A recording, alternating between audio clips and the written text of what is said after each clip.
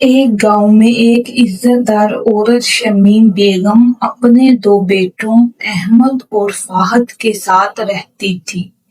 अहमद की बीवी आयशा बहुत नेक, साबर और सादा मिजाज थी। वो सुबह सवेरे उठकर घर का सारा काम करती, सास का ख्याल रखती और हमेशा शुक्र अदा करती। जबकि फहद की बीवी नादिया बहुत लालची, जिद्दी और दिखावा करने वाली थी।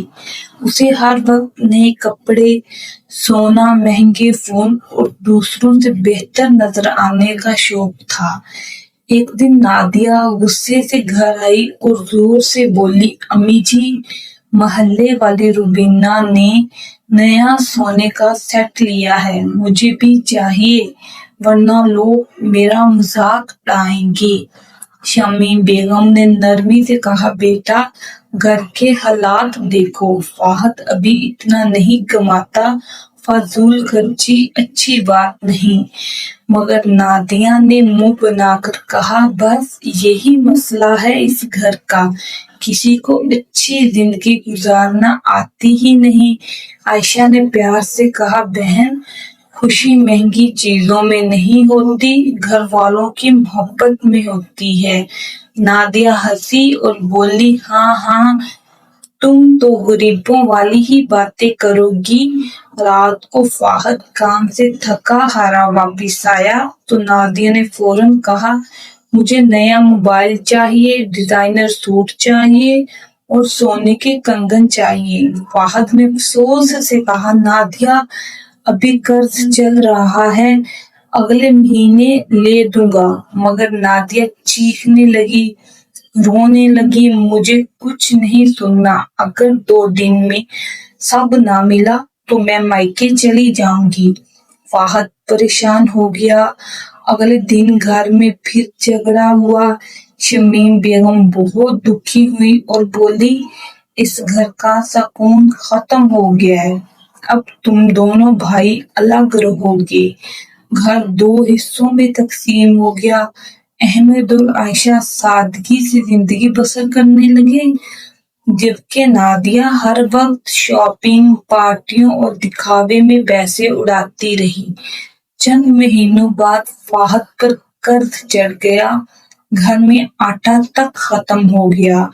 दुकानदार दरवाजे पर आकर चीखते, हमारे पैसे कब दोगे? मगर नादिया फिर भी बोलती, मुझे ईद पर नया लहंगा चाहिए। एक दिन सख्त बारिश हो रही थी। एक बूढ़ा फकीर गांव में मदद मांगता फिर रहा था।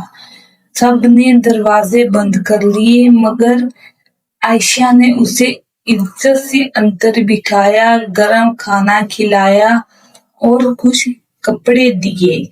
फकीर ने खुश होकर कहा, बेटी, तुम्हारा दिल बहुत साफ है और ये जादुई संदूक रख लो, मगर याद रखना, इससे सिर्फ जरूरत मांगना, लालच करना तबाही लाएगा। आयशा ने संदूक रख लिया और कहा, या अल्लाह, बस हमारे घर में बरकत दे और मेरे शोहर की मेहनत को कामयाब कर दे और मेरी सास हमेशा ठीक रहे और खुश रहे। अचानक अहमद की लकड़ी की दुकान बहुत अच्छी चलने लगी, घर में खुशी आ गई और रिज़्क बढ़ने लगा। ये सब देखकर नादिया जलने लगी। एक दिन वो चुपके से आयशा के घर आई और संदूक चुरा लाई। उसने दरवाजा बंद किया और खुश होकर बोली, सोना चाहिए, हीरों का सेट, बड़ा बंगला, नौकर, गाड़ी, सब कुछ चाहिए। अचानक संदूक से सोना निकलने लगा, लेकिन नादिया यहीं पर नहीं रुकी। उसे और लालच ने भड़काया और उसने और सोना मांगा। वो जोर से चीखी, पूरे शहर का खजाना चाहिए, सब कुछ मेरा हो जाए।